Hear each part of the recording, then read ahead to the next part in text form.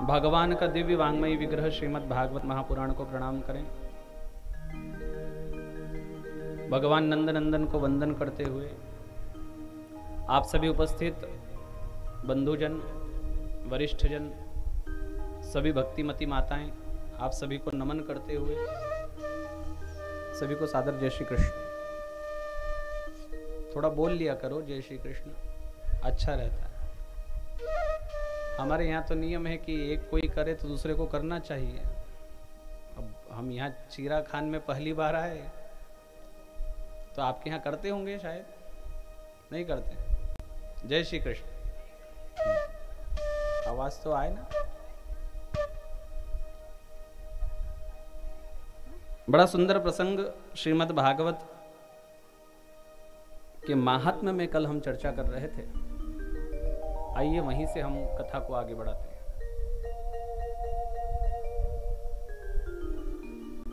कल हमने आत्मदेव जी की कथा में कथा को विराम दिया था। गोकर्ण जी अपने पिता को 2 श्लोक गाकर सुनाते हैं, जिनमें प्रथम श्लोक में इस देह की क्षण भंगुरता और द्वितीय श्लोक में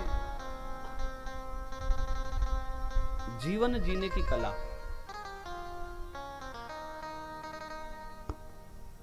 ये 2 श्लोकों को गोकर्ण गीता भी संत लोग कहते हैं। गोकर्ण गीता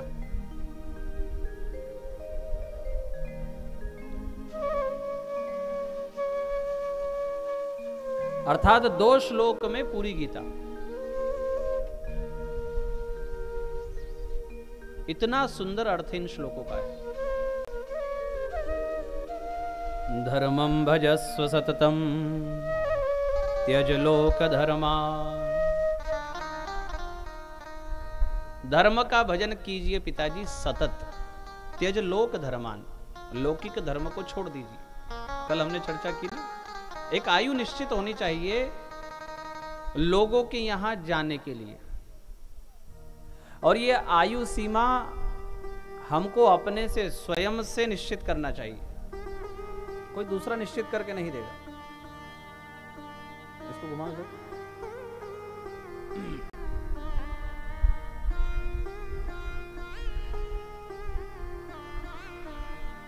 हम निर्धारित करें कि 50 की आयु ठीक है या 60 की आयु ठीक है ना। सरकारी आयु क्या है? 60। चलो ठीक है, 60 में समझ लें। 60 तक लोगों के यहां खूब आओ जाओ, खाओ पियो, खूब तेरी मेरी करो। किंतु 60 के बाद स्पष्ट कर देना चाहिए कि अब हमने कहीं भी आना जाना छोड़ दिया है। अब हम भगवान के भजन करते हैं। हमारे यहां 2 बेटे हैं, 1 बेटा है, 3 बेटे हैं। आजकल वो सब जाते हैं, हमने आना जाना बंद कर दिया। तो क्या कहीं नहीं आते जाते आप? बोले हाँ आते जाते हैं। कहां? बोले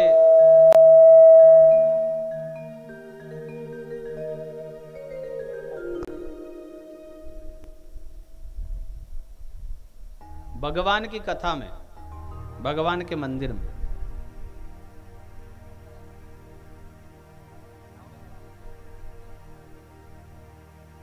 ऐसे स्थान पर जहां जाकर परमार्थ सुधरे,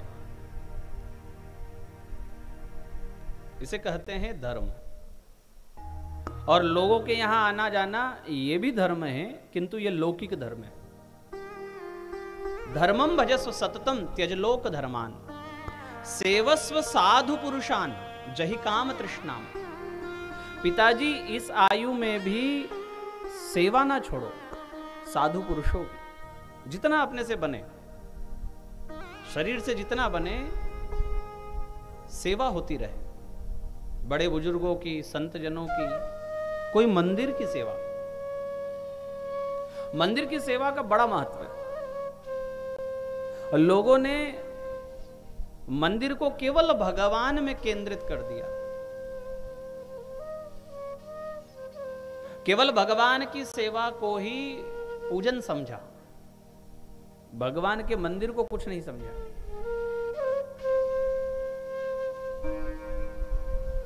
भाई जब तक हमारा घर साफ नहीं तो हम कितने भी चकपक रहें, कोई आएगा तो वो क्या कहेगा कि देखो घर कैसा है इनका। बस ये ही हमने काम किया कि भगवान को तो हनुमान जी का मंदिर है गांव में तो खूब बढ़िया चोला चढ़ा दिया और बचा हुआ सामान वही मंदिर में कोने में फेंक गए, तो घर कैसा गंदा कर गए भगवान का। एक भ्रांति है लोगों को कि मंदिर जाएंगे और भगवान को, हनुमान जी है तो चोला चढ़ाएंगे, शिव जी है तो जल चढ़ाएंगे, कन्हैया है तो माखन मिश्री का भोग लगाएंगे और हमको उससे हमारे घर में सारी व्यवस्था बनी रहेगी। कई लोग तो यूं कहे कि पैसे के लिए ही भगवान का पूजन पाठ करते हैं, मेरा बिजनेस अच्छा चले, मेरा धंधा अच्छा चले, इसलिए मंदिर जाते हैं। कोई पंडित जी ने बता दिया कि भैया शिव जी के मंदिर जाया करो, पंचामृत से उनको स्नान करवाया करो, तो जाने लगे। वहां गए और वहां पंचामृत, बेलपत्र, नारियल की नट्टी है ना, अगरबत्ती का पैकेट, वो सब वहीं फेंक कर आए और मन को क्या कहा समझाया कि हमने बढ़िया पूजन किया। घर साफ ना होगा तो लक्ष्मी आएगी क्या? और ऐसे ही यदि भगवान का मंदिर साफ ना होगा तो लक्ष्मी आएगी क्या? अपने आप से पूछो। यदि हम भगवान का घर गंदा करके आ रहे हैं तो क्या हमारे घर में पैसा आएगा, लक्ष्मी आएगी? इसलिए सेवा एक ये होनी चाहिए, आप शिव जी पर जल ना चढ़ाओ चलेगा, पर शिव जी का मंदिर साफ करके आ जाओ। आप उसका चमत्कार 40 दिन में देख लो। हमने कईयों को ऐसा करवाया है, हमारा विषय ज्योतिष भी है ना, तो हमारी दीदी जानती है, बाकी आप लोगों से तो पहली बार परिचय हुआ है। हमारा ज्योतिष में एमए है और बड़े लंबे समय से, कथा तो अभी करने लगे 10-11 साल से, बाकी पुराना जो हमारा विषय है वो तो हमने लोगों को बताया कि मंदिर जाओ, ठीक है आप पूजन करो आपकी इच्छा, किंतु वहां कोई झाड़ू पड़ी हो तो वो झाड़ू से मंदिर को बुहार दो, अगर जल की व्यवस्था हो तो पोछा लगा दो, सीढ़ी भगवान की साफ कर दो।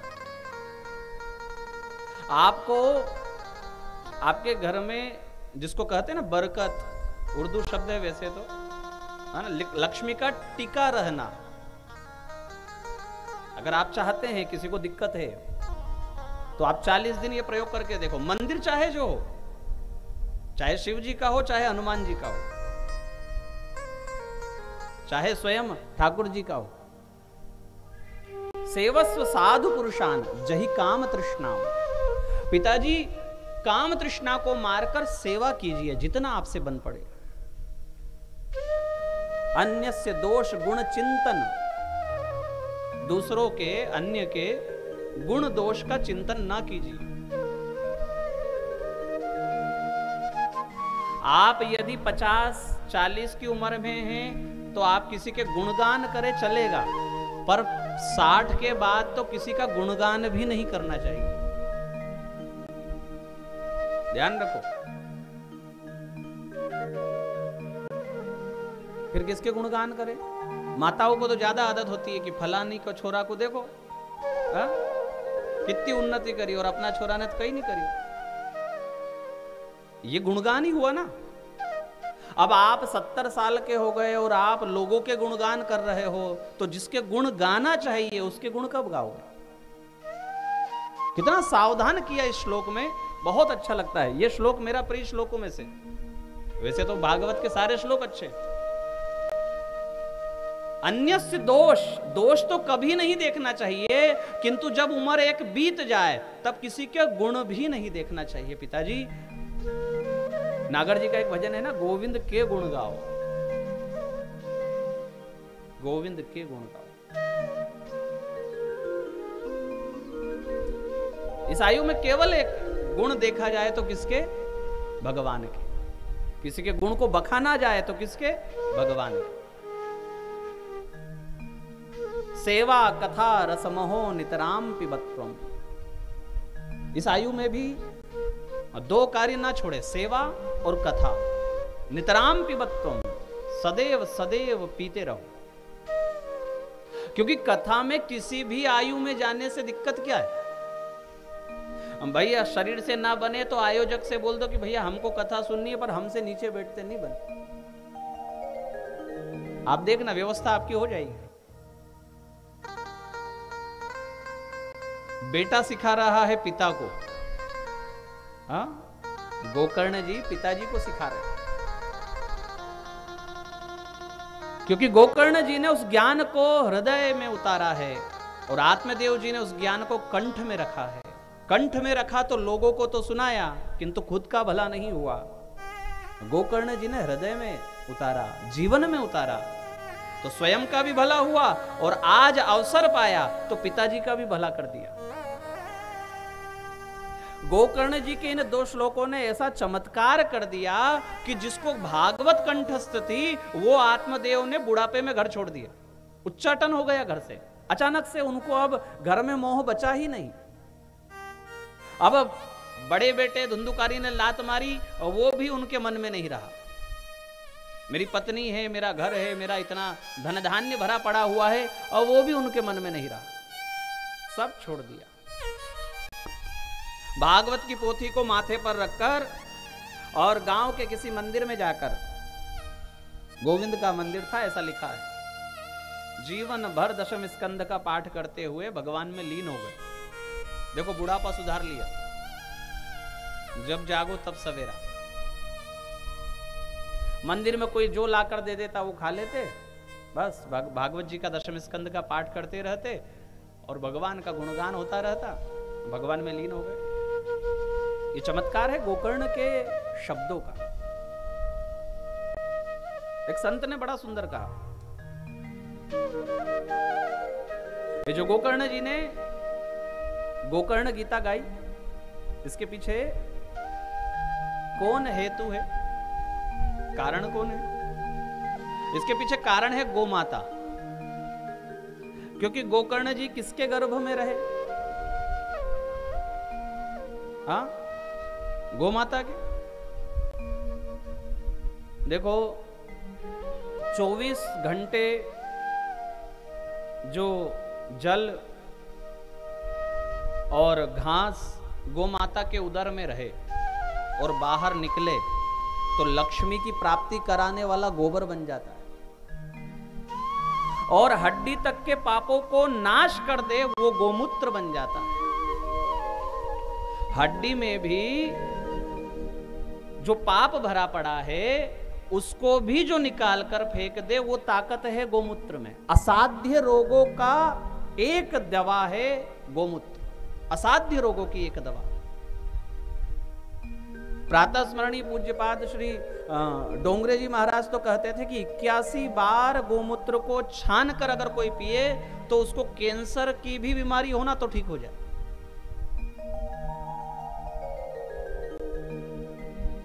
ऐसे उसको कपड़े को रख ले, 81 बार छन जाए वो, और फिर उस गोमात्र का पान करे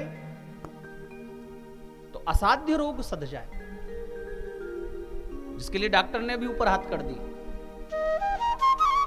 और रोग का मूल है पाप, नहीं? और पाप जो हड्डी में भी घुसा हुआ है उसको भी गोमूत्र बाहर कर देता है, तो जड़ ही खत्म हो गई तो रोग बचेगा कैसे? किंतु हमको तो अब क्या टेस्ट पर जाना है ना, हमको तो पानी पतासे का टेस्ट अच्छा लगता है, गोमूत्र का थोड़ी लगता है। हाँ, बड़े बुजुर्ग ने ही पीना छोड़ दिया तो बच्चे तो कहां पिए?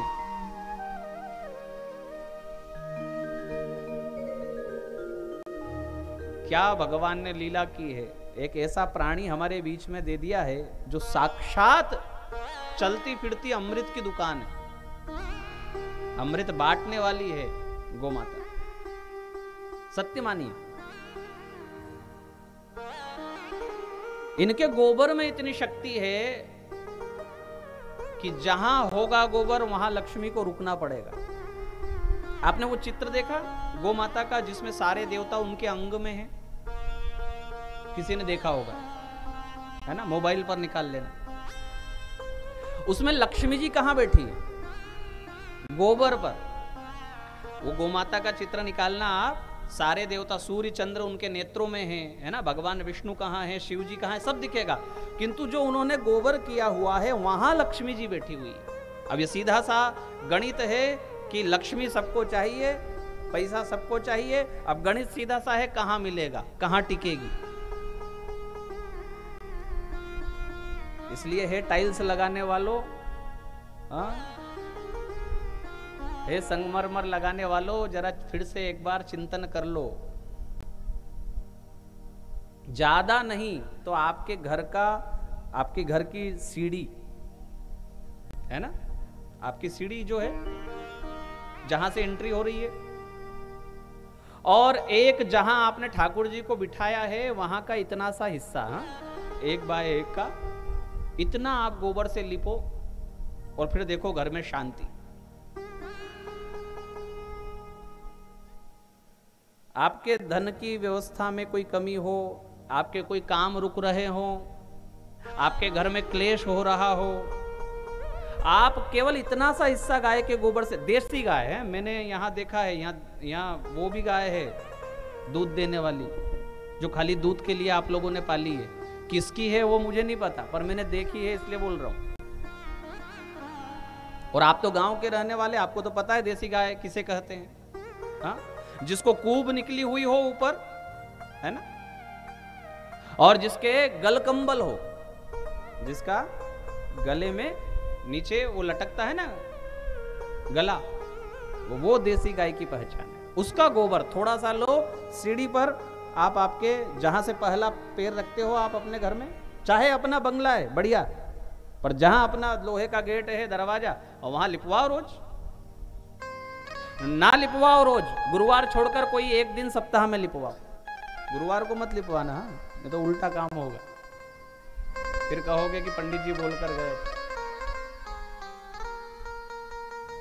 सप्ताह में एक दिन लिपवाओ। और ठाकुर जी जहां आपके बैठे हैं, मंदिर है, वहां जो नीचे एक टाइल्स की जगह है उतना आप लिपो। मैं ऐसा इसलिए कह रहा हूं क्योंकि ये सारे प्रयोग हमने किए हुए हैं। ये गौ माता का प्रताप है। 24 घंटा जो मल उसके उदर में रहे वो आपका घर पवित्र कर दे, तो जो 9 महीना उसके गर्भ में रहा उसको कितना ज्ञान होगा। उसके गोबर में यदि इतना असर है, उसके मूत्र में यदि इतना असर है, तो उसके द्वारा जाया हुआ वह गोकर्ण, उसमें कितना असर होगा, उसका कितना प्रभाव होगा, वो कितने पहुंचे हुए संत होंगे। ये गौ माता का प्रताप है। किंतु हमको तो गौ माता आजकल अच्छी नहीं लग रही है, आजकल तो भैंस अच्छी लग रही है।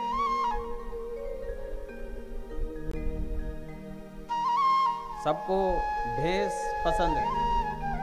एक तो वो गाना भी ऐसे ही है, हमने सुना 2-3 बार, पहली बार तो यही लगा कि भैंस का ही गाना है वो। हाँ?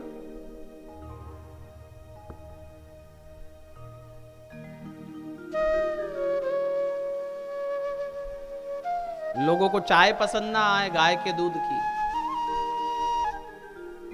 गौशाला में दान देंगे पर घर में गाय का दूध नहीं बुलाएंगे, ये झूठा दान है।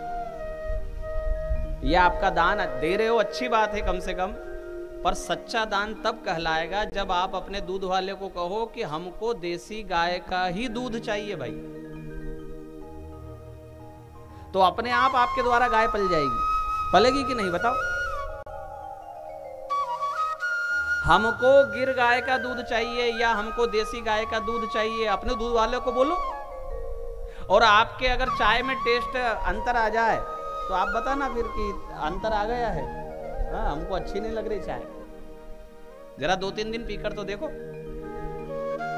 पर समस्या है ये है कि लोगों को तो भैंस में अच्छा लगता है, भैंस का दूध अच्छा लगता है, उसका दूध पिला पिला करके छोरों को कर दिया पाड़ा। है? भैंस के बच्चे को क्या कहते हैं? पाड़ा ही तो कहते हैं ना। पाड़ा क्यों कहते हैं पता है? जो पड़ा रहे वो पाड़ा। अब आजकल के छोरे क्या करते हैं, उनको कोई काम कहो आप घर में तो टीवी से वो रिमोट से टीवी का चैनल बदलते रहे, हाँ जा रहा हूं, फिर थोड़ी देर में कहो हाँ जा तो रहा हूं, उठेगा नहीं वो। या तो पाड़े को खड़ा कर दो या अपने छोरे को खड़ा कर दो सुबह बिस्तर से। गलती उसकी नहीं है, गलती वो भैंस के दूध की है। या गाय का जो बच्चा है जिसको आप बछड़ा कहते हो, उसको देखो आप कि एक दिन बाद ही कैसी उछाल बढ़ता है, वो कितनी फुर्ती होती है उसमें, कितनी चैतन्यता होती है।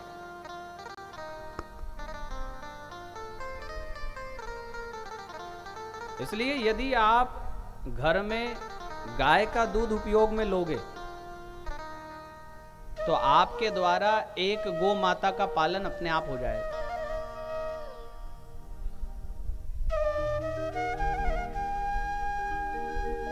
हम बोले ही नहीं उसको दूध वाले को तो वो तो भैंस का ही दूध ला कर देगा। गोकर्ण जी ने घर छोड़ दिया, पिताजी चले गए तो गोकर्ण जी अब रहकर क्या करेंगे?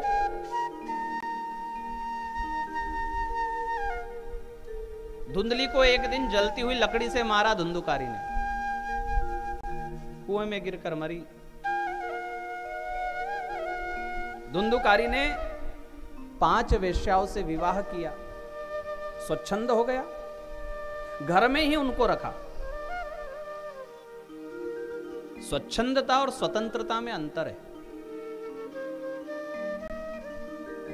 बच्चे आजकल स्वतंत्र होना चाहते हैं, किंतु वो स्वतंत्रता स्वच्छंदता में ना बदल जाए।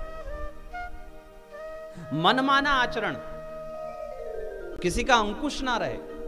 हमारे यहां तो अंकुश है, मरते दम तक अंकुश है।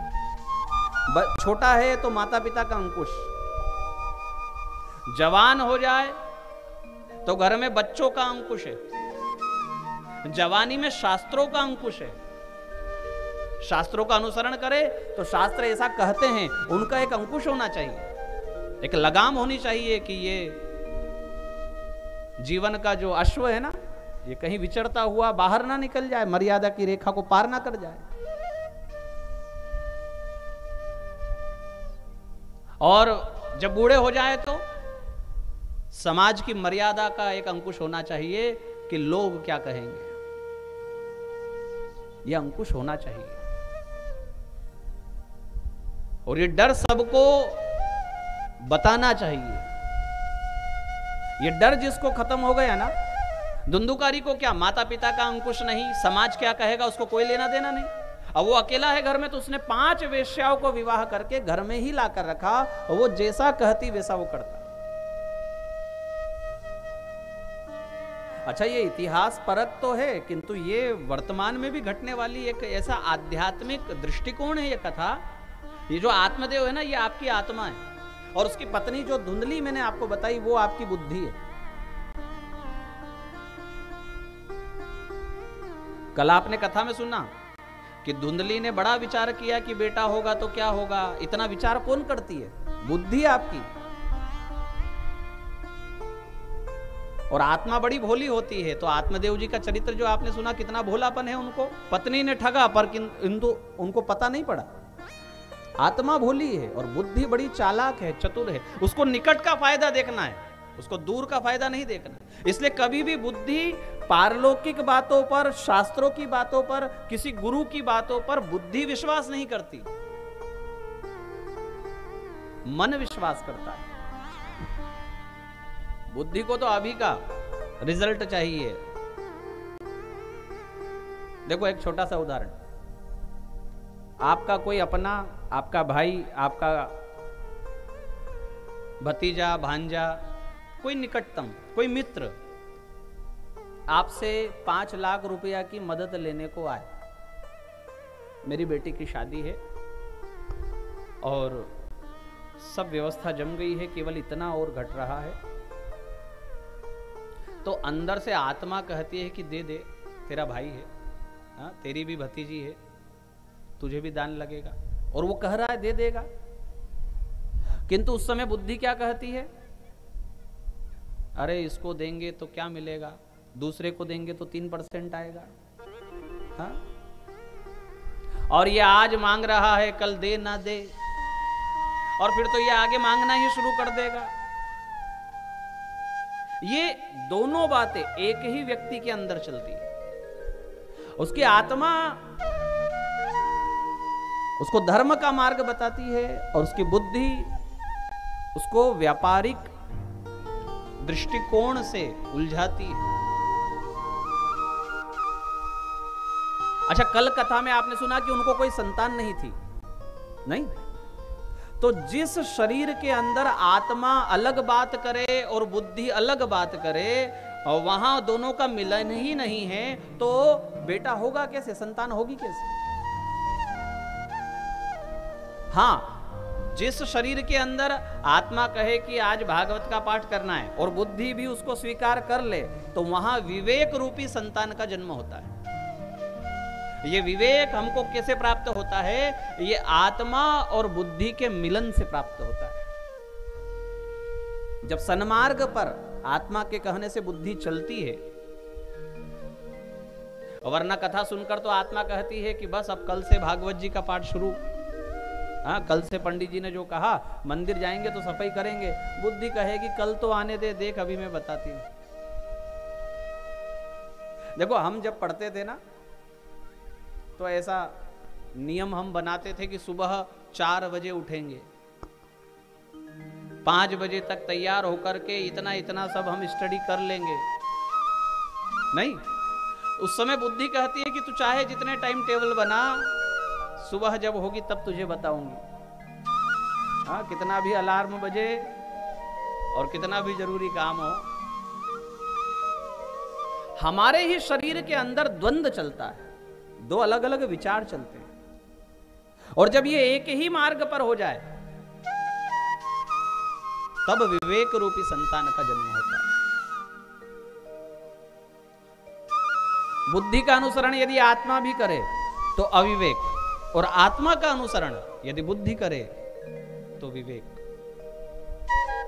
और ये विवेक रूपी संतान का जन्म हुआ है गोकर्ण के रूप में इनके यहां, और अविवेक रूपी संतान का जन्म हुआ है धुंधुकारी के रूप में। एक ही पिता की 2 संतान है, किंतु दोनों का व्यवहार कितना विलग है। एक तो तीर्थाटन करने को चले गए और एक ने घर में 5 वेश्याओं को रखा। और ये 5 वेश्याएं जो हैं, ये कोई और नहीं है, ये है हमारी पंच ज्ञानेंद्री, आंख, नाक, त्वचा, जिह्वा,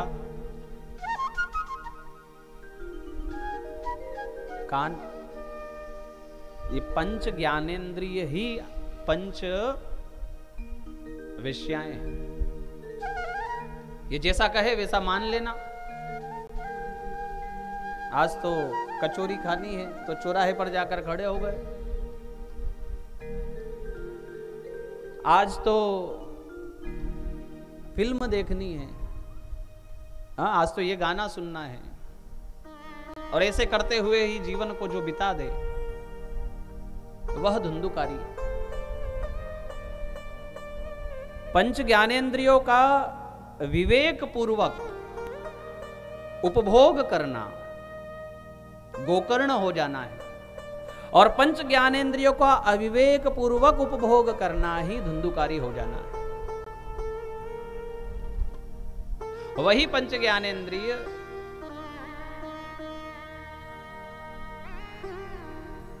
यही जाना है। अच्छा, ऊपर से जय श्री कृष्ण। श्री कृष्ण गोविंद हरे मुरारे, हे नाथ नारायण वासुदेव। श्री कृष्ण गोविंद हरे मुरारे, हे नाथ नारायण वासुदेव।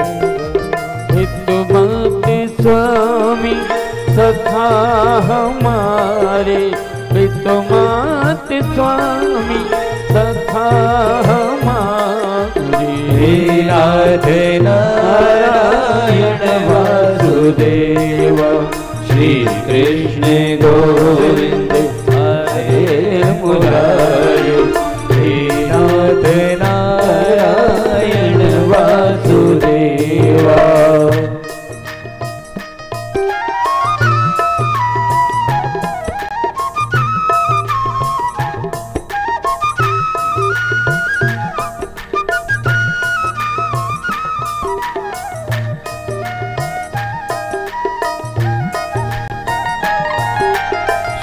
कृष्ण गोविंद हरे मुरारी हे नाथ नारायण वासुदेव श्री कृष्ण गोविंद हरे मुरारी हे नाथ नारायण वासुदेवा हे नाथ नारायण वासुदेवा हे नाथ नारायण वासुदेवा।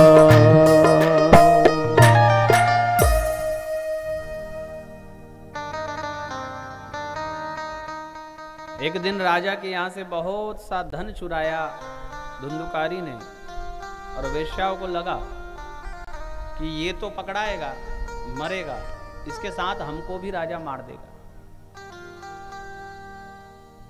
तो सबने बहुत मदिरा उसको पिलाई धुंधुकारी को, और मदोन्मत्त होकर उसका गला दबाया, नहीं मरा। तो जलते हुए अंगारे उसके मुंह में डाले, तब भी नहीं मरा। तो उसे उसी अवस्था में घर के पिछवाड़े ले जाकर गाड़ दिया। अब वो प्रेत बनकर भटकने लगा। गोकर्ण जी को ज्ञात हुआ कि मेरा भाई मारा गया है, तो वो उस समय गया जी में थे, उन्होंने गया श्राद्ध किया। घर आए गोकर्ण जी, घर आकर देखा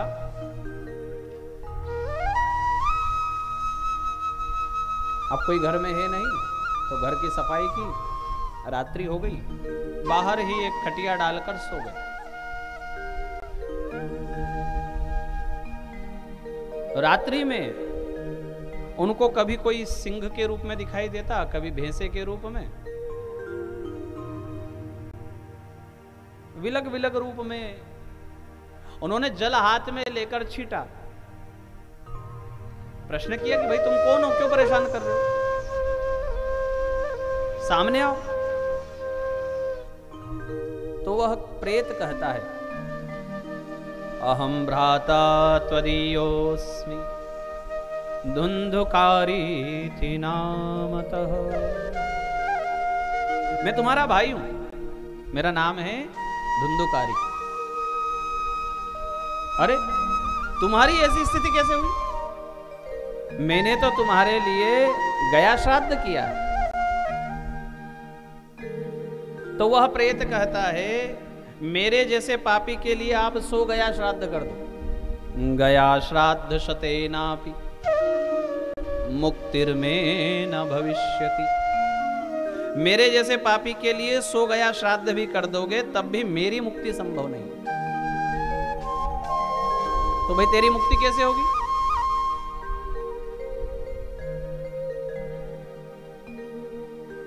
तो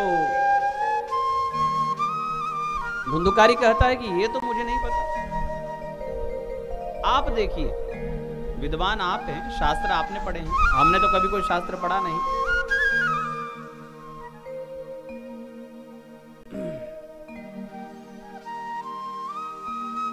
गोकर्ण जी ने सबसे पूछा कि जिसकी 100 गया श्राद्ध से मुक्ति नहीं है, उसकी मुक्ति किससे?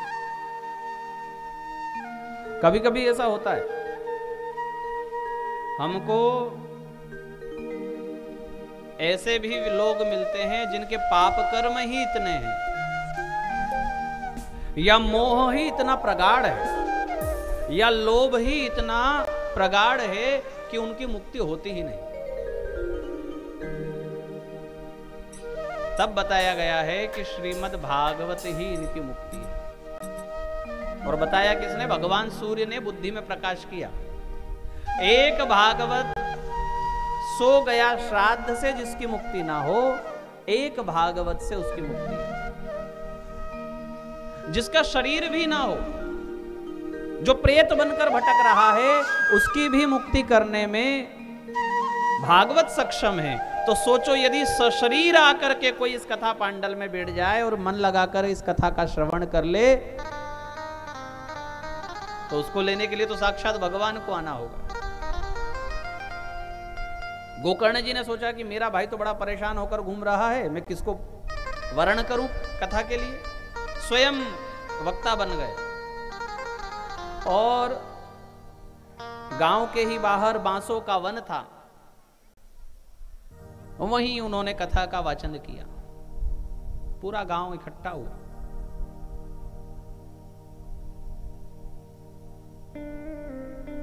सब लोग आए।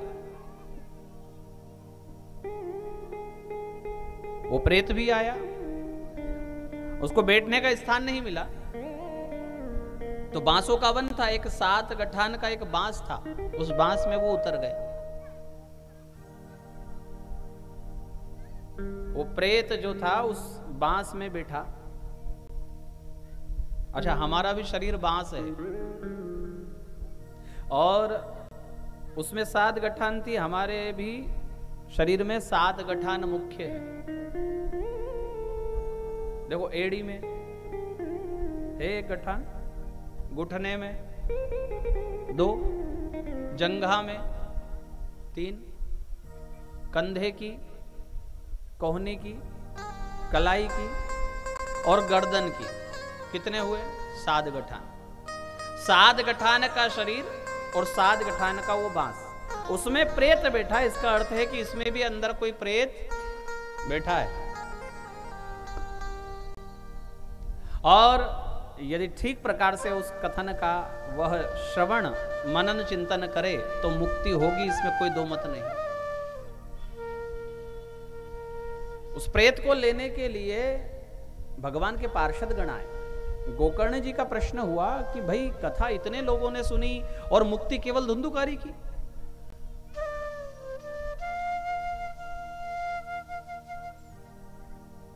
तो पार्षद कहते हैं कि इसने जो नियमों का पालन किया, उन नियमों का पालन आप में से किसी ने नहीं किया।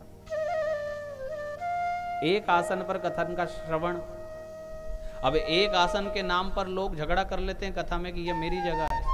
हाँ? कल मैं यहीं बैठी थी, आज तू कैसे बैठ गई? एक आसन का अर्थ है कि जब एक बार बैठ गए तो फिर वहां से उठना नहीं, उसको कहते हैं एक आसन। जगह चाहे जो हो, जगह हम अपनी बना लें, अपना आसन डाल दें और जरा में पानी पीने जाएं, जरा में लघु शंका करने जाएं, जरा में मोबाइल आ गया बात करने जाएं, उसको एक आसन नहीं कहते हैं। एक आसन का अर्थ है कि जहां बैठ गए फिर उठना नहीं। दूसरा नियम है, निराहार होकर के इसने कथा सुनी। निराहार का अर्थ है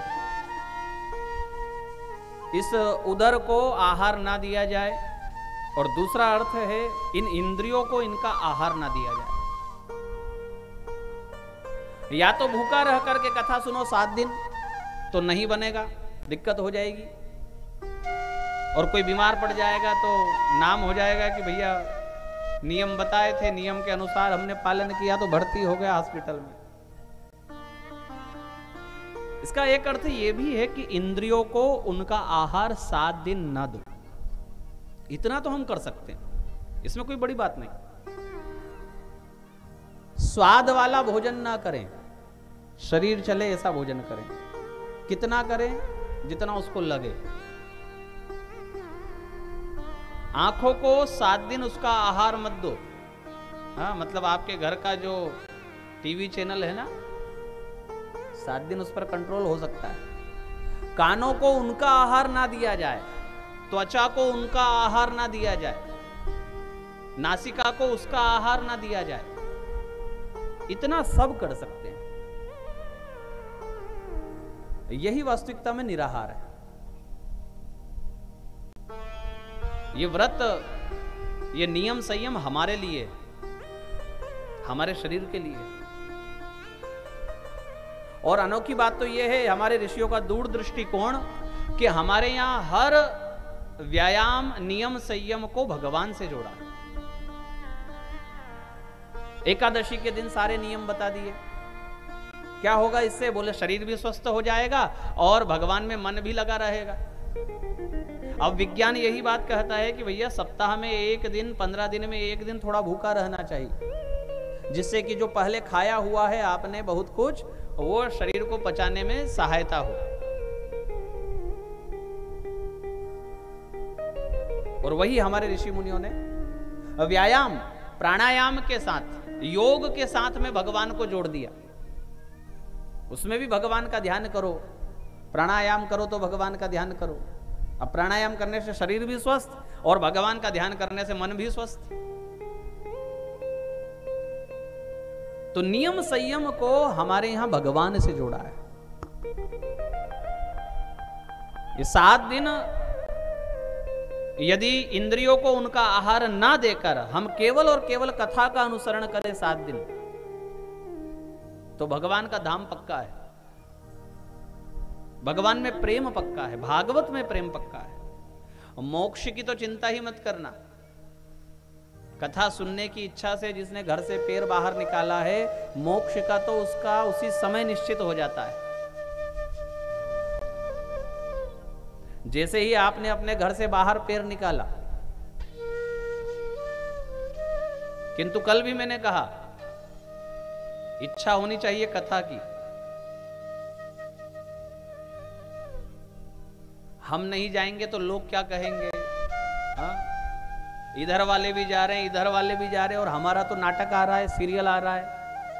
अब नहीं जाएंगे तो ये क्या कहेंगे? देखो ये अभी भी इसका कथा में मन नहीं, गांव में कथा हो रही है तो भी नहीं जा रही। तो फिर मजबूरी में मन मार कर निकले घर से, वो बात दूसरी है। किंतु उत्साह में भगवान की कथा सुनने के लिए जो घर से एक कदम बाहर निकालता है, मोक्ष उसका उसी समय पक्का हो जाता है। बोले श्री हरि भगवान की। उपस्थिति दर्ज करवाने के लिए आए कि अगाल परिवार ने बुलाया, भैया जाना पड़ेगा एक बार। तो एक दृष्टिकोण ये भी हो सकता है। केंद्र में क्या है? हमारे दृष्टिकोण हमारा किसके प्रति समर्पित है? कृष्ण के प्रति या लोक दिखावे के प्रति? यह हमको देखना है। भगवान के प्रति हमारा समर्पण बनता है या हमको बुलाया गया है उनके प्रति हमारा समर्पण बनता है?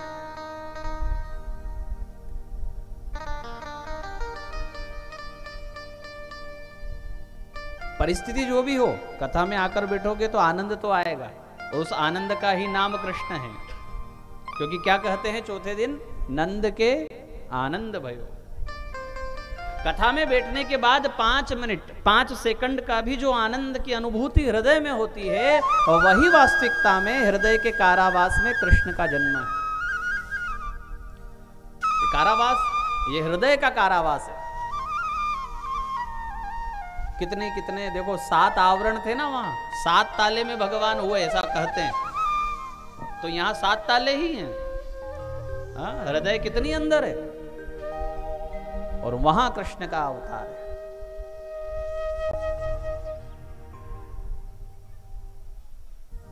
गोकर्ण जी के बाद सनकादि ऋषियों ने श्रीमद् भागवत का महत्व और इसकी नियमावली सुनाई, इस कथा को सुनने का फल बताया। अरे भाई, यहां तक कह दिया, आप सभी जरा ध्यान से श्रवण करना। कथा सुनना तो दूर की बात, कथा पढ़ना तो दूर की बात, किसी के घर में यदि सुव्यवस्थित रूप से ये ग्रंथ भी रखा है और रोज उस पर एक तुलसी का पत्ता भी चढ़ रहा है, तो उसकी 7 पीढ़ी भगवान के धाम को जाती है। इस श्रीमद् भागवत का ये प्रताप बताया, ऐसी ये पुस्तिका है। और पुस्तिका तो कहना ही इसको अपराध है, यह तो तेनेयम वांगमयी मूर्ति प्रत्यक्षा वर्तते हरे, श्री कृष्ण की प्रत्यक्ष मूर्ति है जो हमारे घर में यदि ससम्मान रखी हो, जैसे आपने ठाकुर जी को मंदिर में पधराया है, ठीक उसी प्रकार से यदि भागवत जी भी उनके बगल में रखी है, एक पीले कपड़े में बंधी हुई और एक फूल और एक तुलसी दल उस पर रोज चढ़ रहा है, तो सच मानना कि आपका घर ही वैकुंठ हो गया, आपको वैकुंठ जाने की जरूरत ही नहीं। ऐसा इसका प्रभाव है, ऐसी है भागवत। और फिर सब इसको सौंप दो, घर की चिंता, घर की समस्या, भविष्य क्या है, भूतकाल में क्या हुआ है, मेरा क्या होगा, मेरे बच्चों का क्या होगा। एक बार आप भागवत जी को एक पीले वस्त्र में लपेटकर अपने घर में, ऐसे नहीं कि कहीं टान पर रखी है, कहीं अलमारी में खुशी हुई है, उस पर 250 ग्राम धूल चढ़ा है, उसको निकालें, हमारे दादाजी के हाथ की है, थोड़ा धूल झटकारना पड़ेगा भैया, ऐसे नहीं, ससम्मान। जैसे ठाकुर जी, कईयों के घर में तो ठाकुर जी को भी इतना मेल चढ़ा हुआ है कि देखने की इच्छा नहीं होती है। कईयों के घर हम जाते हैं तो वहां भगवान को हाथ भी नहीं लगाते लोग।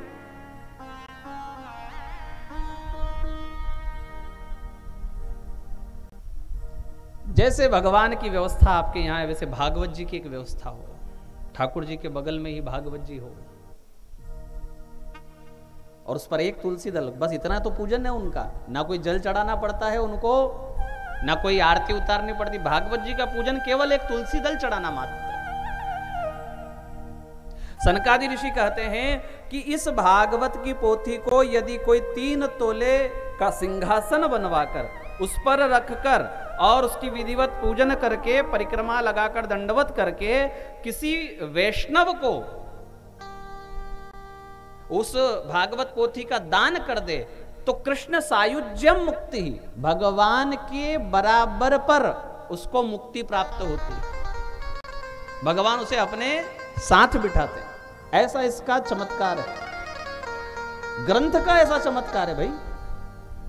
फिर उसको खोलकर पढ़ना, फिर उसको आत्मसात करना, उसका तो कहना ही क्या।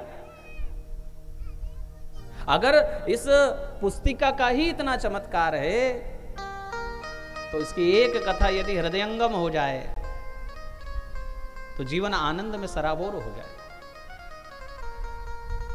सब छोड़ो तो भागवत मिलती है, सब पकड़ने से भागवत नहीं मिलती।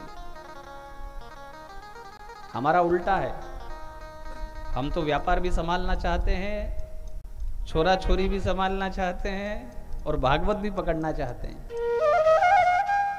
वो बंदर पकड़ने वाले होते हैं ना जंगल में,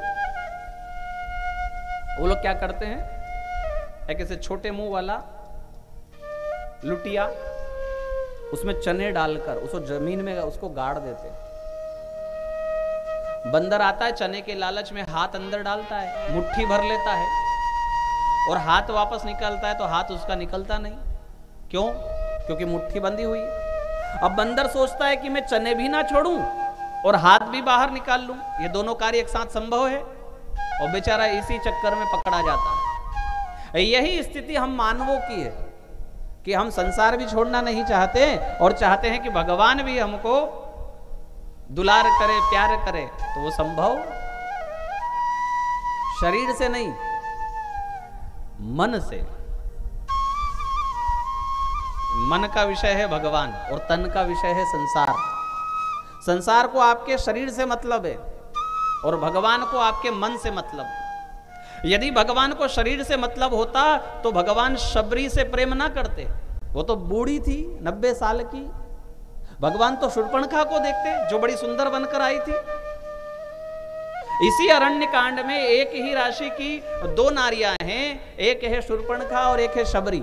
भगवान शबरी को भामिनी कहते हैं और शूर्पणखा चाहती थी कि ये मुझे भामिनी कहे, भगवान ने उनको देखा तक नहीं। सुंदरी कहना तो बहुत दूर की बात है, भगवान ने शूर्पणखा को देखा तक नहीं।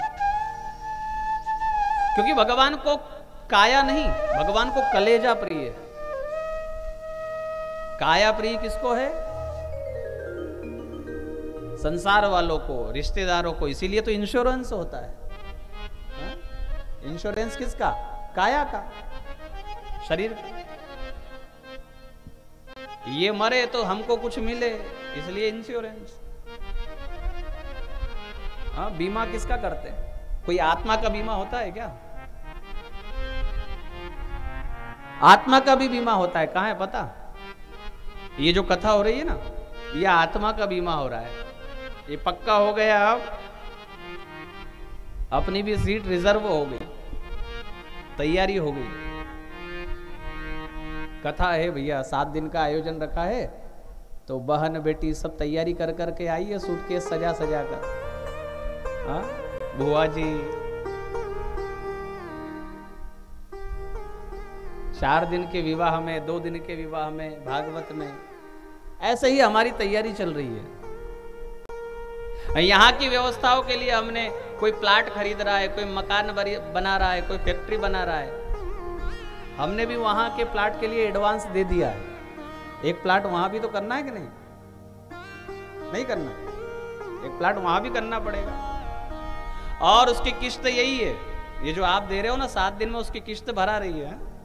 आपको चिंता करने की जरूरत नहीं है, घर बन रहा है। इतना देने वाला वो, उसके लिए हम कुछ नहीं करते। बड़ा सुंदर एक भजन है, देखो।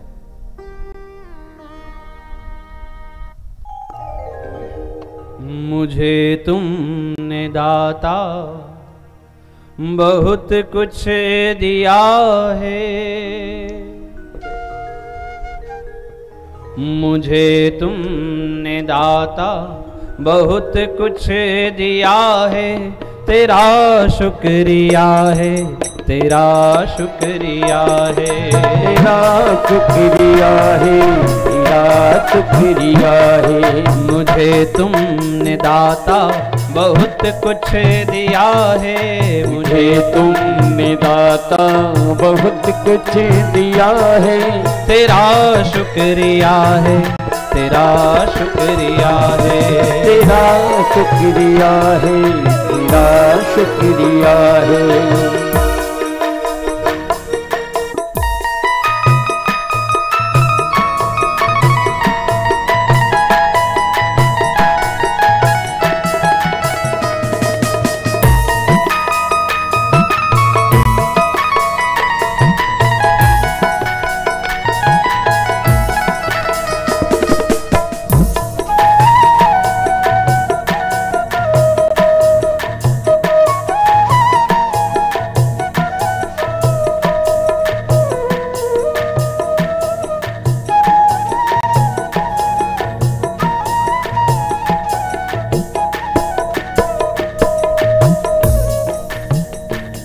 न मिलती अगर दी हुई दाद तेरी, न मिलती अगर दी हुई दाद तेरी, तो क्या थी जमाने में औकात मेरी, तो क्या थी जमाने में औकात मेरी। तुम्ही ने तो जीने के काबिल किया है, तुम्ही ने के काबिल किया है, तेरा शुक्रिया है, तेरा शुक्रिया, तेरा शुक्रिया है, तेरा शुक्रिया है।